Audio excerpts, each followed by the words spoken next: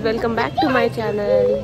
आता आम्ही आलेलो आहे टॅम्पा एअरपोर्टला आणि आम्ही इथून चाललेलो आहे लास वेगसला। तर आमची इथनं कनेक्टिंग फ्लाईट आहे, इथून आम्ही चाललो आहे डॅलसला आणि तिथून जाणार आहे लास वेगसला। तर इथे आम्ही निघालेलो आहे डॅलस टेक्सासची फ्लाईट घ्यायला। तर टॅम्पावरनं डॅलसची जी फ्लाईट होती ती खूप सकाळी होती, म्हणजे 5:30लाच आमची फ्लाईट होती। त्यामुळे आम्ही जेव्हा तिथे लँड झालो तेव्हा अजूनही तिथे उजाडलेलं नव्हतं आणि असा वरून नजारा दिसत होता। तर लाईट्स खूप छान दिसत होते तिकडे। तर टेक्सासला 1 तासाच्या लेओव्हरवरनं आमची फ्लाईट निघाली होती लास वेगसला। आता आम्ही आलेलो आहे लास वेगस एअरपोर्टला आणि इथे खूप छान दिसतंय सगळं। असा हा एअरपोर्ट आहे।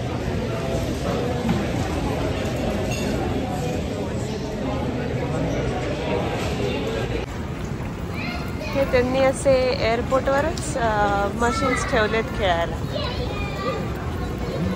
वरच असे आर्ट्स बनवलेले आहेत खूप सारे।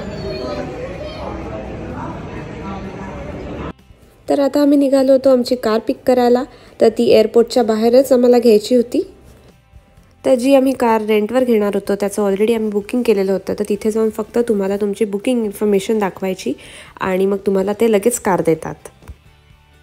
तर ही आहे आज आमची कार बुक केली आहे, ती ॲडव्हान्टेज कार रेंटलमधनं केलेली आहे आणि ही घेतली आम्ही पुढच्या 6 दिवसांसाठी। हाय गाईज, तर आम्ही आता पोहोचलेलो आहे लास वेगसला आणि आम्ही आमच्या हॉटेलच्या खाली आहे आणि यश आता गेला आहे रूमची कीज घ्यायला। आणि आमचं जे हॉटेल आहे ते लास वेगसच्या एकदम स्ट्रीपच्या मध्ये आहे, म्हणजे तुम्ही इथनं चालत जाऊ शकता किंवा आम्ही कार पण रेंट केलेली आहे तर आम्ही कारने पण जाऊ शकतो तिकडे।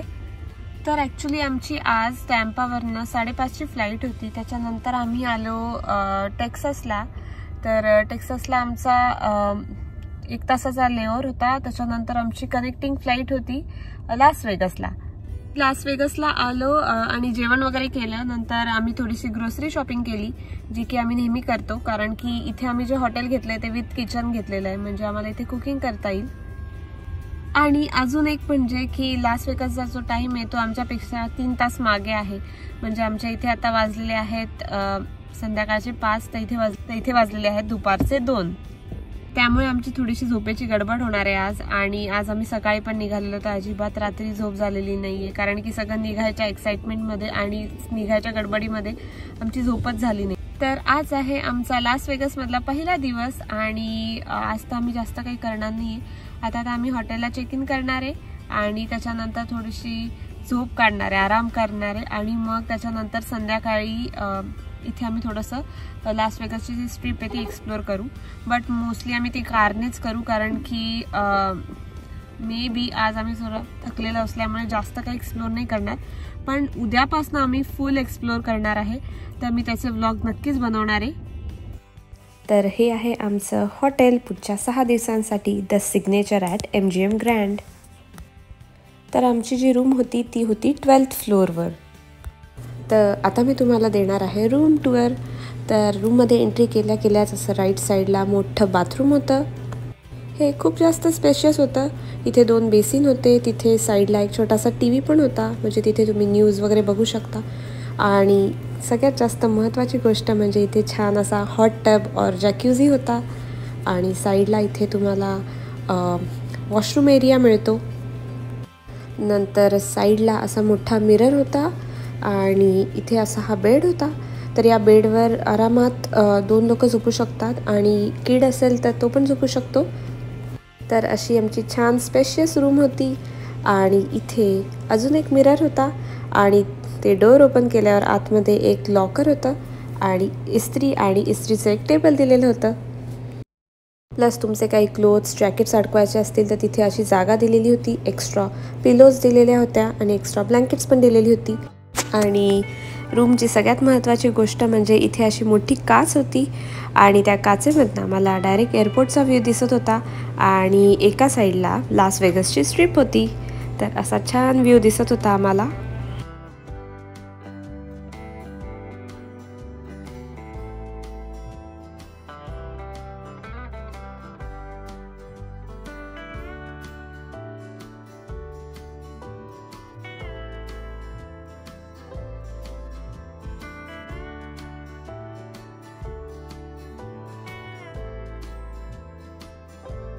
तर याच काचेच्या साईडला एक टेबल दिलेलं होतं आणि चेअर्स दिलेल्या होत्या. आणि आता दाखवणार आहे मी किचन. तर मला US मधले किचन्स आवडतात, म्हणजे जे किचन्स असतात त्याच्यामध्ये त्यांनी सगळ्या गोष्टी दिलेल्या असतात. For example coffee machine, gas, नंतर युटेन्सिल्स आणि इथे मायक्रोवेव्ह पण असतं. तर त्यांनी अशी बेसिक भांडी दिलेली होती, म्हणजे पॅन, पॉट आणि चॉपर. आणि इथे टिश्यूज दिलेले होते, डस्टबिन ठेवलेली होती आणि मेन म्हणजे फ्रीज दिलेलं होतं, म्हणजे तुम्ही तुमच्या गोष्टी स्टोअर करू शकता. तर इथे कॉफी मशीन होतं, टोस्टर होतं, मिक्सर होतं, प्लस चमचे, सुऱ्या वगैरे अशा बेसिक गोष्टी दिलेल्या होत्या. आणि किचनमध्येच त्यांनी लेफ्ट हँड साईडला असा मोठा TV दिलेला होता, जो की तुम्ही बेडवर बसून किंवा झोपून बघू शकता.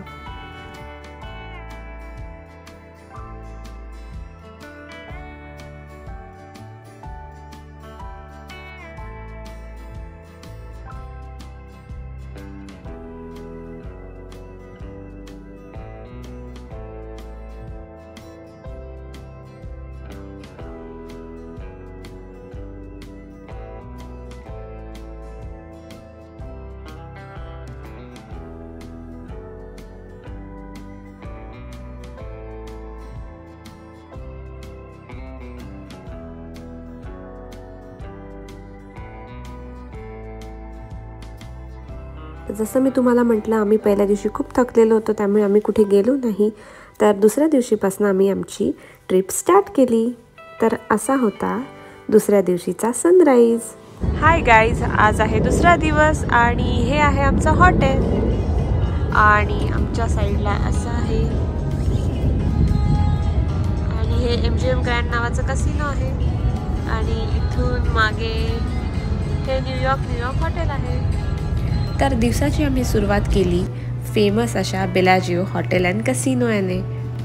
तर बेलाजिओ हे एक इटालियन थीम लक्झरी कसिनो आहे आणि तिथे नुसतं कसिनोच नाही, तर लक्झरी ब्रँडची शॉपिंग पण केली जाते. फॉर एक्झाम्पल प्राडा, चॅनेल अशा वेगवेगळ्या लक्झरी ब्रँडची शॉपिंग पण करू शकता तुम्ही. प्लस तिथलं हे जे डेकोरेशन होतं ते खूप बघण्यासारखं होतं. आणि सध्या त्यांनी जे डेकोरेशन केलेलं आहे ते क्रिसमस थीमवर बेस्ड होतं.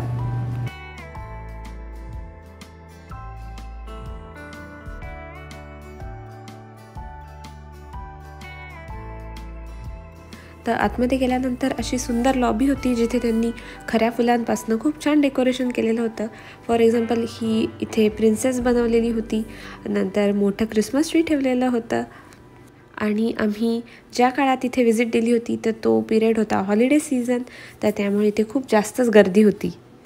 तर क्रिसमस हॉलिडे सीझन आणि न्यू इयर सीझन असल्यामुळे इथे अक्षरशः चालायला पण जागा नव्हती नीट. बट इथलं डेकोरेशन खरंच खूप बघण्यासारखं होतं.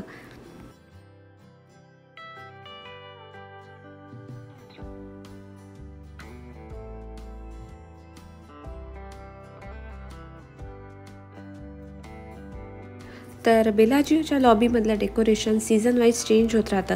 म्हणजे फॉल सीझन असतो तेव्हा इथे फॉलचं डेकोरेशन असतं आणि सध्या क्रिसमस असल्यामुळे इथे क्रिसमसचं डेकोरेशन आहे.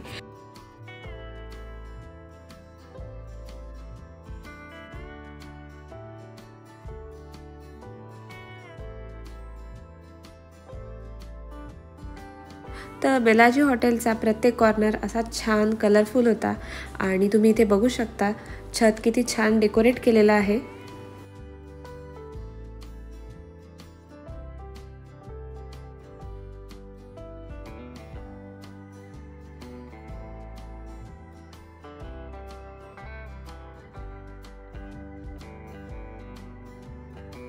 तर इथल्या कॅसिनोजमध्ये असे कॅसिनोचे मशीन ठेवलेले असतात, जिथे तुम्ही बेटिंग करू शकता आणि खेळू शकता.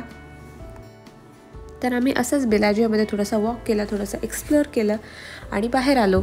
तर असा आहे बेलाजिओ कॅसिनोचा एंट्रन्स एरिया.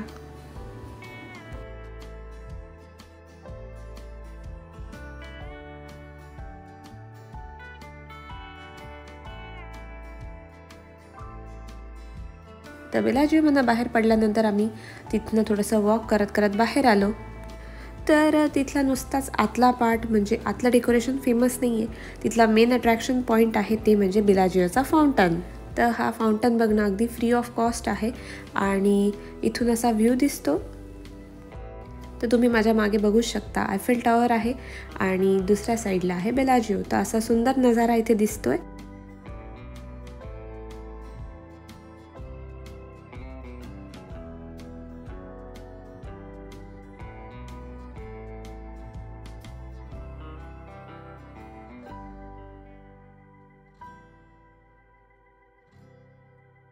जसं की तुम्ही व्हिडिओमध्ये बघू शकता, मी बेलाजिओच्या समोर उभी आहे आणि आम्ही वेट करत आहोत बेलाजिओ फाउंटनचा. तर आता तुम्ही एन्जॉय करा बेलाजिओ फाउंटन.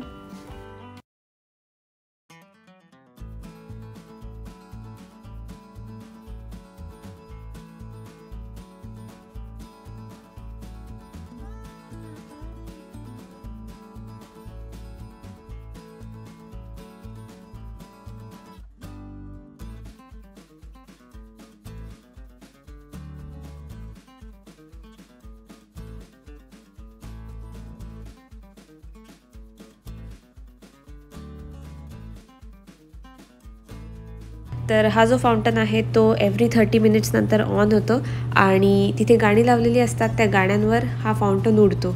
तर बघण्यासाठी खूप भारी वाटतं. तर आम्ही लास वेगासमध्ये जेवढे पण दिवस होतो तेवढे सगळे दिवस आम्ही हा फाउंटन पाहिलाच. तर लास वेगासला यायचं म्हणजे तुम्हाला खूप चालायला लागणार, कारण की इथले जे कसिनोज आहेत ते हार्डली 5-5 मिनिटाच्या अंतरावर आहेत आणि ते खूप कसिनोज आहेत. त्यामुळे तुम्हाला इथे वॉक करावं लागतं, प्लस आतमध्ये जाऊन पण तुम्हाला वॉक करावं लागतं. तर इथे असेच खूप सारे शॉप होते जिथून आम्ही एक पिझ्झा घेतला, कारण की आम्हाला सगळ्यांना भूक लागलेली होती.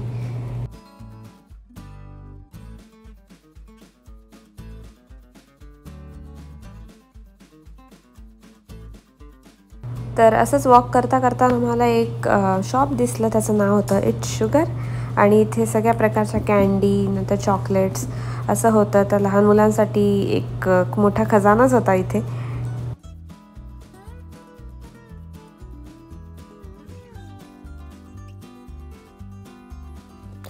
तर वॉक करता करता असं आम्हाला बरेच स्ट्रीट परफॉर्मन्स दिसत होते, ज्यांना लोक टिप देत होते.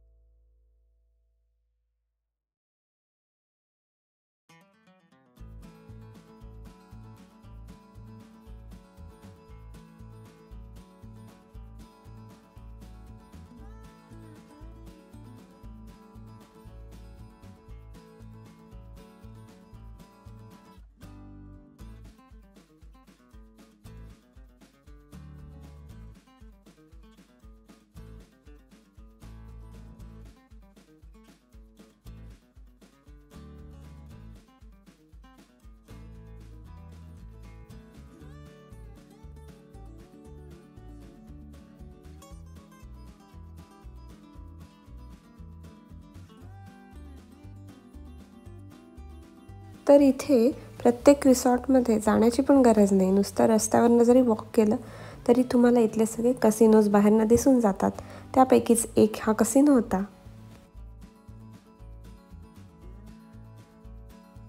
तर व्हिडिओमध्ये जे तुम्हाला हॉटेल दिसतं ते आहे द व्हेनिशियन लास वेगस. तर हे हॉटेल जे आहे ते व्हेनिस थीम बेस्ड आहे. हे जे कसिनो ते बाहेरनंच इतकं छान दिसतंय बघायला. याचं कोरीव काम खरंच बघण्यासारखं होतं आणि तिथून वॉक केल्यानंतर खूप मस्त वाटत होतं. तर या हॉटेलमध्ये तुम्हाला बघायला मिळतात व्हेनिसच्या पॉप्युलर लँडमार्क्सच्या रेप्लिका. तर तिथला पॉप्युलर लँडमार्क म्हणजे तिथली गंडोला राईड. तर तुम्ही व्हिडिओमध्ये बघू शकता इथे मागे गंडोला राईड चाललेली होती.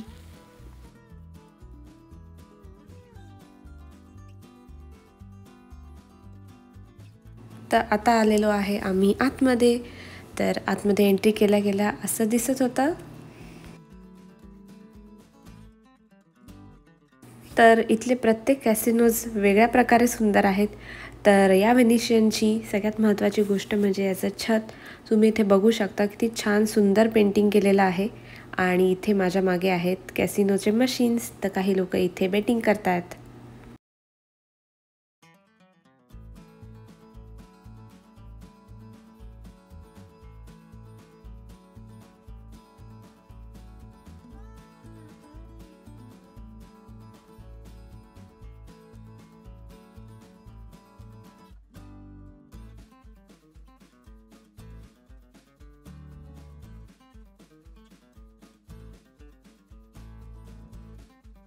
तर आत्ता आम्ही आलेलो आहे एका कसिनोमध्ये आणि त्याचं नाव आहे द वेनिशियन. आणि द वेनिशियनमध्ये खूप छान असा कॅनल आहे, म्हणजे युरोपसारखं थोडंसं फिलिंग येतं. आणि इथे खूप सारे कॅसिनोज पण आहेत, म्हणजे तुम्ही इथे खेळू शकता. आणि इथे अजून खूप छान बिल्डिंग आहेत, तर मी तुम्हाला दाखवेलच नक्की व्हिडिओमध्ये. तर असं इथे गेम्स खेळतात, म्हणजे कसिनो खेळतात. आणि आतमध्ये इथे असे हॉटेल्स पण आहेत.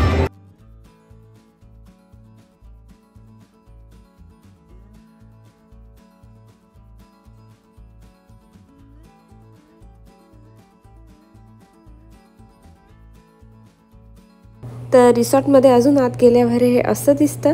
तर असं वाटत होतं मी खरंच निळ्या आकाशाखाली आलेली आहे, बट हे सगळं आर्टिफिशियल होतं. तर हा होता या हॉटेलचा सगळ्यात फेमस स्पॉट, ते म्हणजे कॅनल्स. आणि या कॅनल्समध्ये अशा बोट्स पण चालत होत्या, तर तुम्ही इथे या बोटमध्ये बसू शकता. तर इथे पर्सनल बोट पण आहे आणि इथे शेअर्ड राईड्स पण आहेत.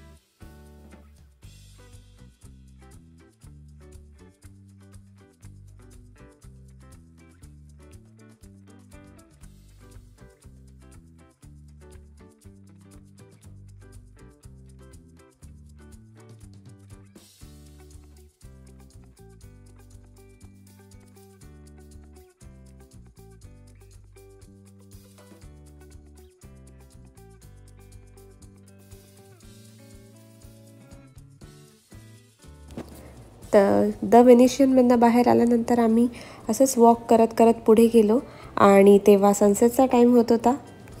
तर लास वेगास जेवढं सकाळी छान दिसतं त्याहूनही जास्त छान संध्याकाळी दिसत होतं, जेव्हा लाईट्स लागत होते.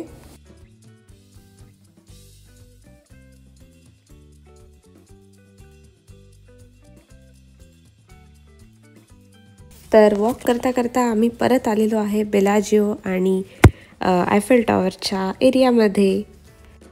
तर तुम्ही बघूच शकता ही जी लास वेगसची जी स्ट्रीप आहे त्याच्यामधला प्रत्येक कॉर्नर एकदम छान उठून दिसतो आहे, कारण त्यांनी सगळ्यांनी लाईट्स लावलेले आहे.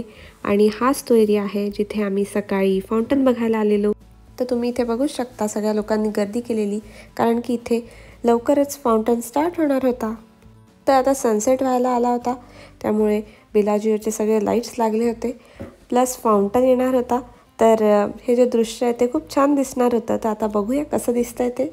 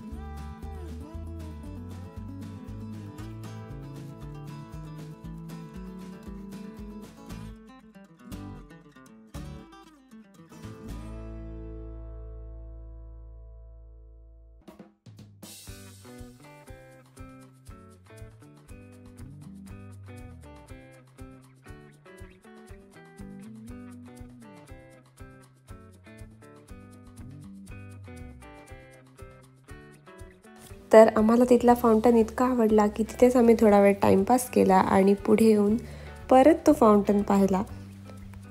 तर हा होता माझा लास वेगस नेवाडाचा पहिला व्लॉग. कसा वाटला तुम्हाला नक्की कमेंटमध्ये कळवा.